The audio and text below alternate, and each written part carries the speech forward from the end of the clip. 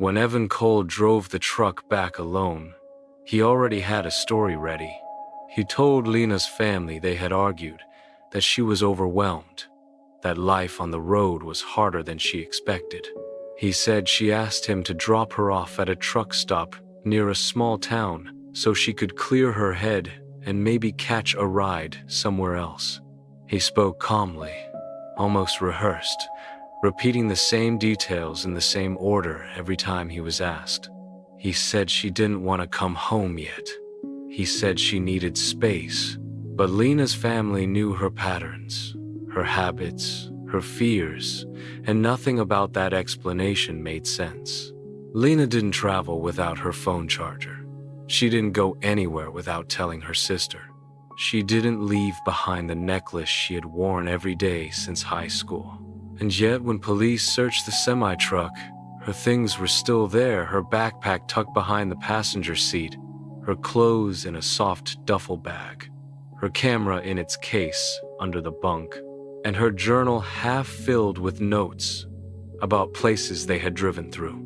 If she had chosen to leave, she had walked away with nothing.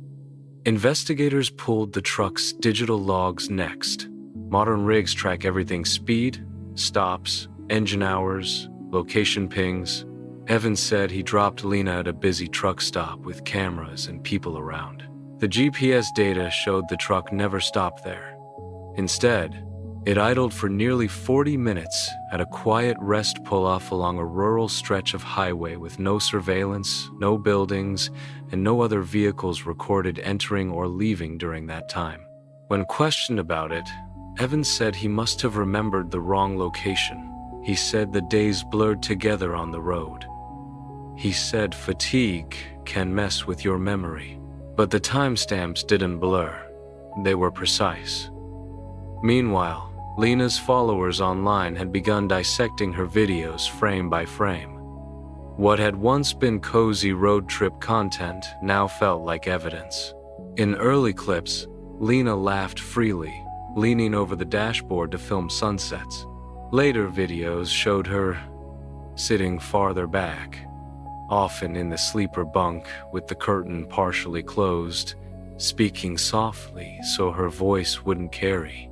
Evan appeared more frequently in the frame, answering questions directed at her, correcting her details, and finishing her sentences.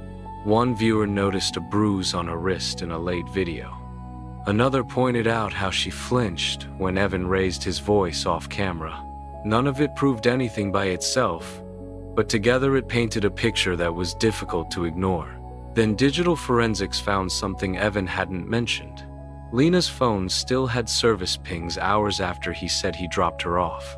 Her device connected briefly to a tower near that same isolated rest area where the truck had idled. After that, it went silent. No calls, no messages, no data. Just a final location marker on a quiet stretch of road bordered by fields and drainage ditches. Search teams returned to that area. They walked shoulder to shoulder through tall grass, scanned culverts and tree lines, and used drones to look for disturbed ground. Days passed without answers. News coverage grew. Online theories exploded. Some people believed Lena had run away. Others believed Evan was lying. He went on one local interview, repeating his story again with the same steady tone, but when the reporter asked why Lena's belongings were still in the truck, he hesitated just for a second before saying she must have planned to come back for them later. After that, he stopped talking publicly.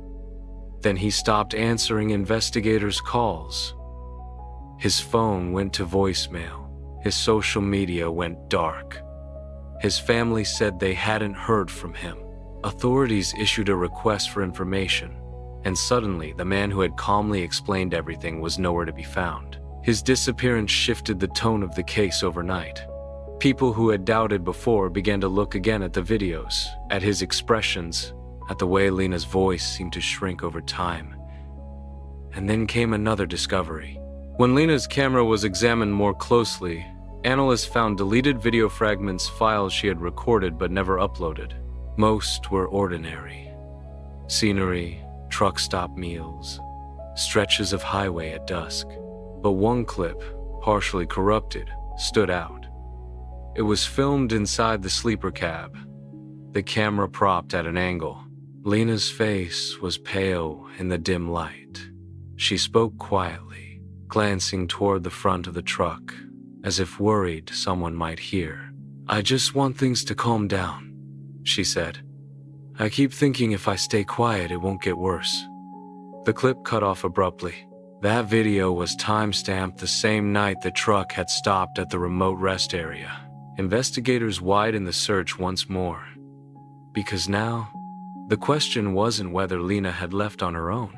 The question was, what had happened in that 40-minute stop where no one else was around?